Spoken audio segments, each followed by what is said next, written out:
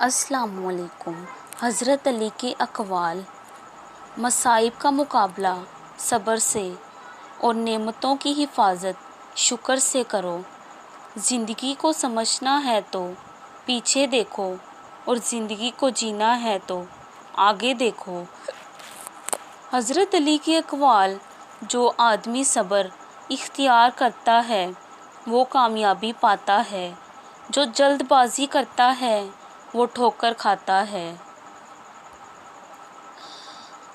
ہماری زندگی میں کچھ لوگ ایسے بھی ہوتے ہیں جو گدھے پر سوار ہونے کے لائق نہیں ہوتے اور ہم انہیں سر پر سوار کر لیتے ہیں۔